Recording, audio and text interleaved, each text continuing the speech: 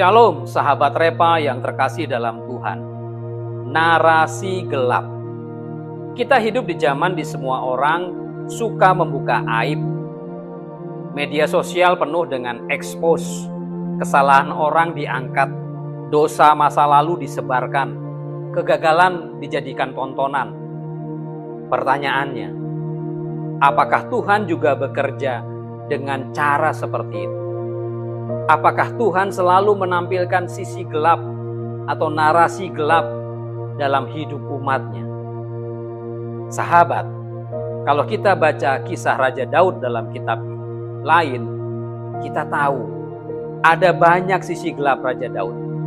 Tapi ketika kita masuk ke dalam 1 Tawarik 19, kita menemukan sesuatu yang berbeda. Tidak ada cerita dosa Daud.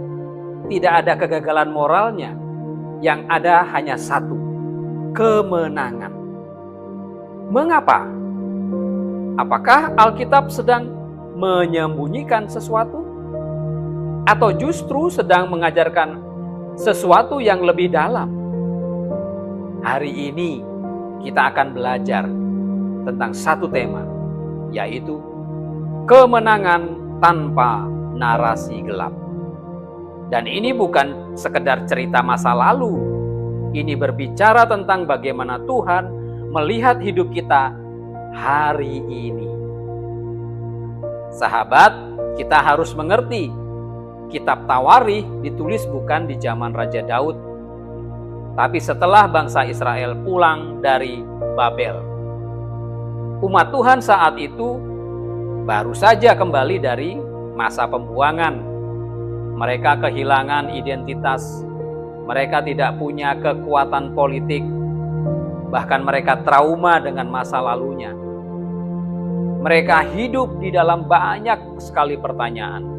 Salah satunya, apakah Tuhan masih menyertai kita? Nah, disinilah, di masa seperti inilah, penulis kitab Tawarikh bekerja, menuliskan. Dia tidak sedang menulis sejarah secara lengkap. Dia sedang membangun kembali identitas iman bangsa Israel. Perhatikan kisahnya. Dalam ayat kedua dikatakan, Daud mengirim utusan damai kepada Hanun.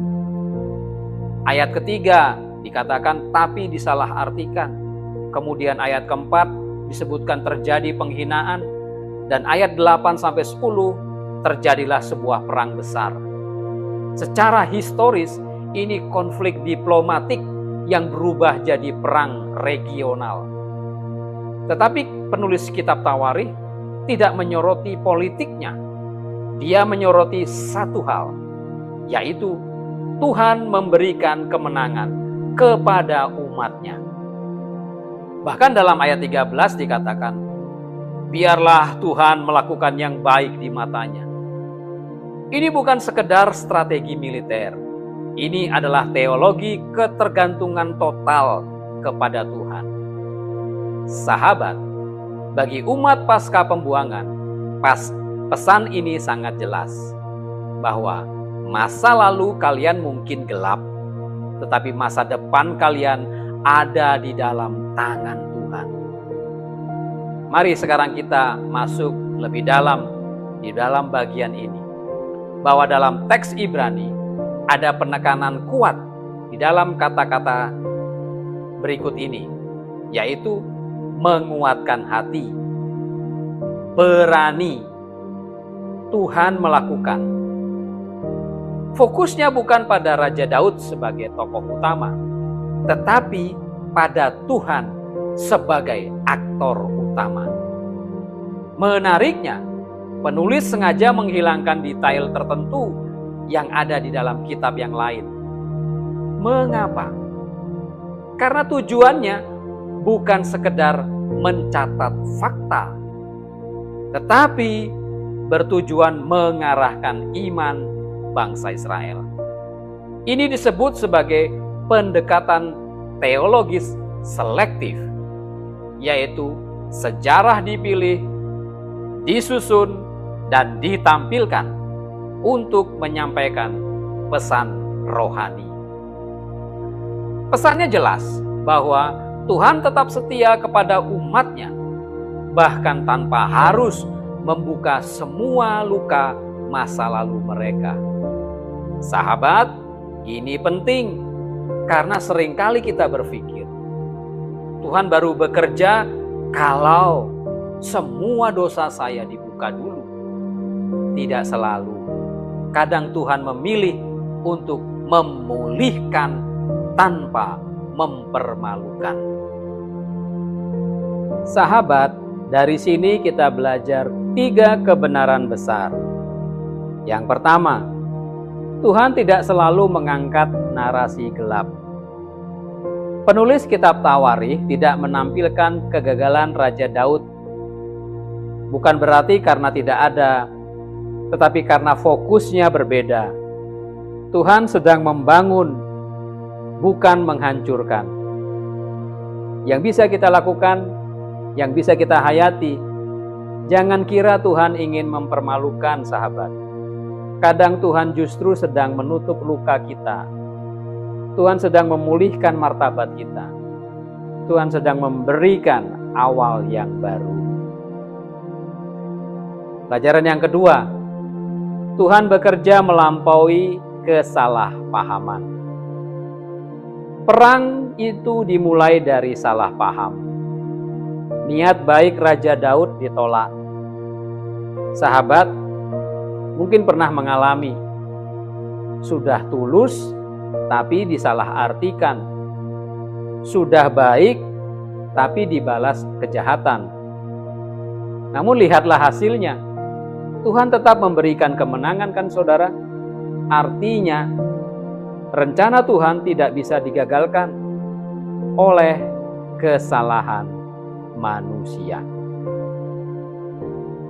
Pelajaran yang ketiga, kemenangan datang dari penyerahan, bukan kesempurnaan. Ayatnya yang 13 berkata, sangat kuat bagi kita, yaitu Tuhan melakukan yang baik di matanya. Ini bukan kalimat orang yang percaya diri. Ini kalimat orang yang berserah total. Sahabat, kemenangan bukan karena hidup kita sempurna.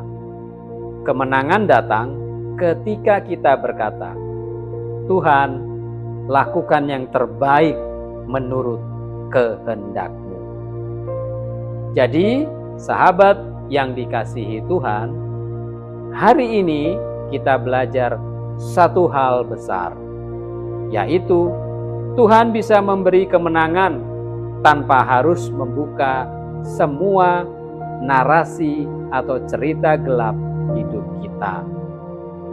Dunia mungkin berkata, ungkap semua, tunjukkan semua. Tetapi Tuhan berkata, aku memulihkanmu, aku memimpinmu, aku memberi kemenangan. Di dalam Kristus, kita bisa melihat puncaknya. Di kayu salib, Yesus tidak mempermalukan kita. Dia menanggung semua narasi gelap, semua dosa-dosa, semua kesalahan kita. Sehingga hari ini kita bisa hidup di dalam anugerah pengampunan, pemulihan, bahkan kemenangan.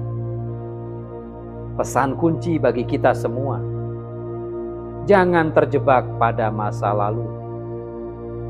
Jangan hidup di dalam rasa malu. Percayalah, Tuhan sedang menulis kisah baru di dalam hidupmu. Beberapa hal praktis yang bisa kita lakukan. Serahkan masa lalumu kepada Tuhan. Berhenti menghakimi dirimu sendiri. Mulailah berjalan dalam iman hari ini. Karena bersama Tuhan, kemenangan tidak ditentukan oleh masa lalu, tetapi oleh penyertaannya Tuhan. Mari kita berdoa. Tuhan yang penuh kasih, kami bersyukur untuk firman-Mu hari ini. Kami sadar, Tuhan, seringkali kami terjebak dalam narasi gelap hidup kami. Kami merasa tidak layak, kami merasa gagal, tetapi hari ini kami belajar. Engkau adalah Tuhan yang memulihkan, bukan mempermalukan.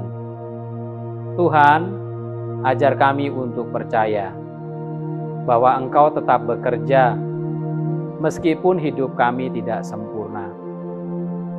Pulihkan hati yang terluka, angkat setiap rasa malu, dan gantikan dengan keberanian iman. Kami mau berkata hari ini, lakukanlah yang baik di mata-Mu ya Tuhan.